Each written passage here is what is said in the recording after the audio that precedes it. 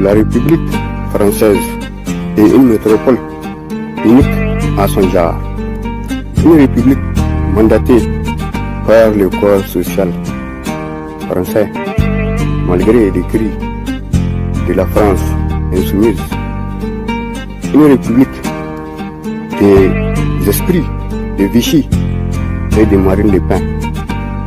Une république qui a mandaté la monarchie de Sarkozy et de Jacques Chirac, même si des moutons politiques l'ont toujours couru après pour une sollicitude asphyxiante à l'égard de ces anciennes colonies dites indépendantes et souveraines depuis plus de 6 décennies.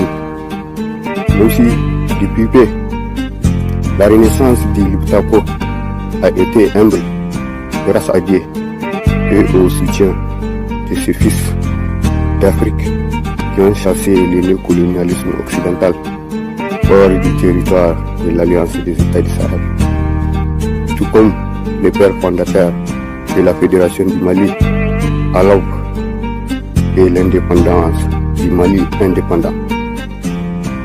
Même si l'exécutif français est beaucoup trop tordu pour penser que le néocolonialisme français continuera de rôder impunément dans ses anciennes colonies. Même si Emmanuel Macron est beaucoup trop dépassé par les événements pour penser que l'histoire de la politique française et africaine n'est pas appréciée selon son mérite. Même si, grâce aux réseaux sociaux, j'ai appris que la CEDEAO est sortie de son coma, puisqu'elle a enfin reconnu que Bazoum a été bazoumé.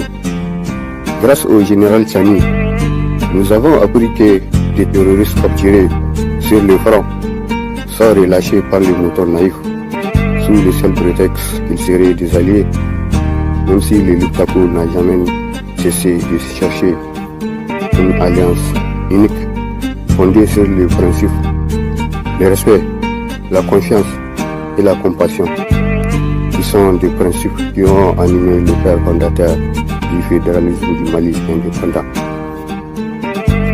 Même si le Liptako ne cessera jamais de chercher une voie du salut pour l'Alliance des États du Sahel, et pour un peuple confiant et conscient du déclin démocratique qui constitue le néocolonialisme occidental. Même si c'est à la force de ces anciennes colonies que la France s'est construite